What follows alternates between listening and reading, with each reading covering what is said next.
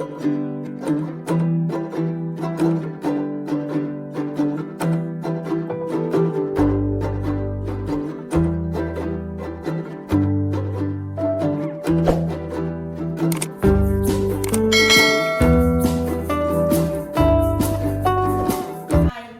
To Prabhas veggie world. ഇന്ന് ഞാൻ വന്നത് ഒരു പഴയൊരു റെസിപ്പിയുമായിട്ടാണ് കേട്ടോ. എൻ്റെ അമ്മേന്റെ ചെറുപ്പത്തിലൊക്കെ ഉണ്ടാക്കുന്ന ഒരു ഉപ്മാവിന്റെ റെസിപ്പിയാണ്.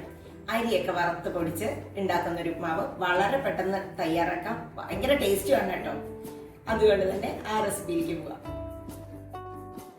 അരി വറുത്ത് പൊടിച്ച് ഉപ്മാവ് ഉണ്ടാക്കാനായിട്ട് നമുക്കാദ്യം 1 കപ്പ് പൊന്നിയുടെ പുഴുങ്ങലരിയാണ് കേട്ടോ ഉപയോഗിക്കുന്നത്. പുഴുങ്ങലരി തന്നെ വേണം.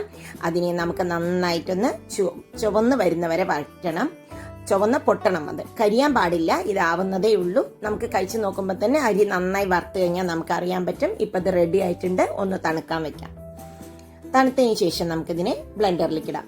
അപ്പൊ ഒന്ന് തണുത്തിട്ടുണ്ട്. ഇനി നമുക്ക് ഡ്രൈ ആയിട്ടുള്ള ബ്ലെൻഡറിലേക്ക് വേണം ഇടാൻ. തരിയോടുകൂടി വേണം കേട്ടോ പൊടിക്കാൻ, അപ്പോഴേ ഈ ഉപ്മാവ് ടേസ്റ്റ് ഉണ്ടാവുള്ളൂ. ഇനി നമുക്കിതിനെ ഒന്ന് പൊടിച്ചെടുക്കാം. ഇതാ ഞാൻ പൊടിച്ചെടുത്ത് വന്നിട്ടുണ്ട്. തരിയുണ്ട്. തരി ഉണ്ടെങ്കിൽ മാത്രമേ ഉപ്മാവ് ടേസ്റ്റ് ഉണ്ടാവുള്ളൂ. അതുകൊണ്ട് തന്നെ കുറച്ച് തരിയോടുകൂടിയാണ് ഞാനിത് പൊടിച്ചത്.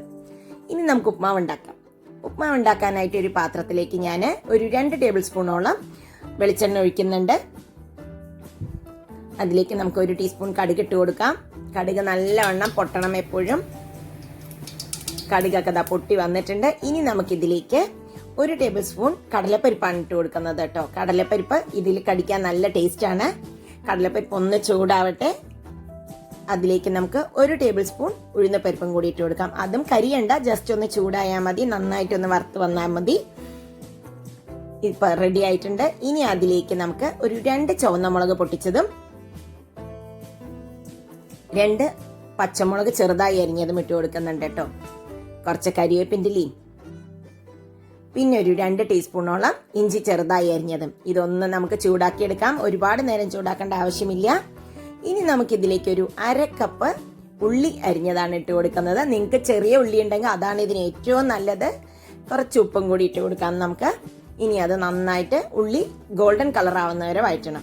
അപ്പോഴേ അതിന് ആ ഉപ്മാവിന് അതിൻ്റെ ഒരു ടേസ്റ്റ് നമുക്ക് പ്രത്യേകിച്ച് എൻഹാൻസ് ചെയ്ത് നിൽക്കുള്ളൂ. ഉള്ളിയുടെ ടേസ്റ്റ് ഒക്കെ. കുറച്ചും കൂടി എണ്ണ ഒഴിച്ച് കൊടുത്തിട്ടുണ്ട് ഞാൻ. ഈ ഉപ്മാവിൽ ഇത്തിരി എണ്ണയൊക്കെ ഉണ്ടെങ്കിലാണ് കേട്ടോ നല്ലൊരു ടേസ്റ്റ്. വെളിച്ചെണ്ണയും ഈ അരി വറുത്തതും ഒക്കെ കൂടി ആകുമ്പോൾ തന്നെ നല്ല ഫ്ലേവറും ടേസ്റ്റുമാണ്. പെട്ടെന്ന് തന്നെ തയ്യാറാക്കുകയും ചെയ്യാം നമുക്കിത്. ഇത് കണ്ട ഉള്ളിയൊക്കെ നന്നായി വഴറ്റി വന്നിട്ടുണ്ട്. റെഡി ആവാറായിട്ടുണ്ട് ഉള്ളിയൊക്കെ. ഇനി നമുക്കിതിലേക്ക് ആവശ്യമായ വെള്ളം ചേർത്തി കൊടുക്കാം. 1 കപ്പിന് അരിപ്പൊടിക്ക് ഞാൻ 2.5 കപ്പാണ് ഉപയോഗിക്കുന്നത്. വെള്ളം നല്ലവണ്ണം തിളക്കട്ടെ. കുറച്ചും കൂടി ഉപ്പ് ആവശ്യത്തിന് ഇട്ട് കൊടുക്കാം നമുക്ക്. അതിൽ നമ്മൾ 1 കപ്പ് അരി വറുത്ത് പൊടിച്ചതിൽ 1.25 കപ്പോളം തന്നെ നമുക്ക് ആ പൊടി കിട്ടിയിട്ടുണ്ടാവും കേട്ടോ.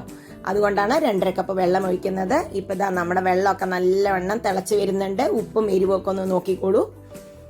ഇനി നമുക്കിതിലേക്ക് കുറച്ചായിട്ട് ഈ അരി വറുത്തത് ഇട്ട് കൊടുക്കാം. അരി വറുത്ത് പൊടിച്ചതിനെ അത് ഇട്ട് കഴിഞ്ഞ് ഉടനെ തന്നെ ഇളക്കണം. ഇല്ല എങ്കിൽ കട്ട പിടിക്കും കേട്ടോ. കട്ട പിടിച്ച് അത് വേവാത്ത പോലെ കിടക്കും.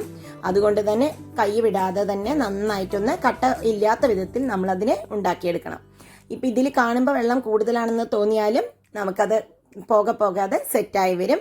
റവ മാവ് പോലെ തന്നെ. പക്ഷെ റവയുടെ ടേസ്റ്റ് ഒന്നല്ല ഇത്. വറുത്ത അരിയുടെ മണം നല്ലൊരു കഴിക്കാൻ തോന്നിക്കുന്ന ഒരു ഫ്ലേവർ തന്നെയാണ് കേട്ടോ. നമുക്കൊന്ന് അടച്ചു വെക്കാം. ഒരു 5 മിനിറ്റ് ഞാൻ അടച്ചു വെച്ച് തുറന്നിട്ടുണ്ട്. ഇപ്പൊ കണ്ടോ വെള്ളമൊക്കെ സെറ്റായിട്ടുണ്ട്. ഇനി അതിലേക്കൊരു 1/2 കപ്പ് തേങ്ങയാണ് ഇട്ട് കൊടുക്കുന്നത്. ഈ ഉപ്മാവിലെ മെയിൻ ഇൻഗ്രീഡിയന്റ് തേങ്ങയും കൂടിയാണ് കേട്ടോ.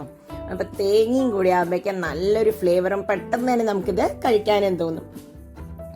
അരി വറുത്താൽ തന്നെ നല്ലൊരു ഫ്ലേവർ അല്ലേ. ഇതിനെ ഒന്ന് നമുക്ക് ഒരു 2 മിനിറ്റും കൂടി ഒന്ന് അടച്ചു വെക്കാം. സെറ്റ് ചെയ്തിട്ട് എല്ലാവിടേക്കും മിക്സ് ചെയ്തിട്ടുണ്ട്. അതിലേക്ക് 1 ടേബിൾ സ്പൂൺ വെളിച്ചെണ്ണയും കൂടി ഒഴിച്ചു കൊടുക്കാം നമുക്ക്. ഇതൊന്ന് അടച്ചു വെക്കാം. അപ്പൊ ഇത് 2 മിനിറ്റ് കഴിഞ്ഞപ്പോൾ ഞാൻ തുറന്ന് നോക്കിയിട്ടുണ്ട്. ഇപ്പൊ ഇത് പെർഫെക്റ്റ് കൺസിസ്റ്റൻസിയിലായിട്ടുണ്ടാവും. ഇതിൽ വെള്ളം ഉണ്ടെന്ന് തോന്നിയാലും 2 മിനിറ്റ് ഇരുന്ന് കഴിഞ്ഞിട്ട് സെറ്റ് ആയി കഴിഞ്ഞാൽ ആ വെള്ളമൊക്കെ കറക്റ്റ് ആയിട്ട് മാറും കേട്ടോ. ഇനി നമുക്കിതിനെ സെർവിങ് പ്ലേറ്റിലേക്ക് മാറ്റാം. ഇതിന്റെ കൂടെ വേറെ ഒരു കോമ്പിനേഷൻ ഇല്ലെങ്കിലും ഇതിങ്ങനെ തന്നെ കഴിക്കാവുന്ന ഒരു സാധനമാണ് കേട്ടോ. അച്ചാറോ എന്തെങ്കിലും ഒന്ന് ചെറിയൊരു സാധനം തന്നെ മതി. നിങ്ങൾക്ക് ഇപ്പോൾ ഈ അരിയൊക്കെ നേരത്തെ തന്നെ പൊടിച്ച് വെച്ചിട്ടുണ്ടെങ്കിൽ വറുത്ത് പൊടിച്ച് വെച്ചാൽ എപ്പോൾ വേണമെങ്കിലും പെട്ടെന്ന് തന്നെ തയ്യാറാക്കാം. ഒരു ടേസ്റ്റി ആയിട്ടുള്ള ഡിഫറെൻ്റ് ആയിട്ടുള്ള ഒരു മാവ് തന്നെയാണ്. എല്ലാവരും ഉണ്ടാക്കി നോക്കി അഭിപ്രായങ്ങൾ അറിയിക്കാൻ മറക്കരുത് കേട്ടോ. അപ്പോൾ വീണ്ടും അടുത്ത വീഡിയോയിൽ കാണാം. ബൈ.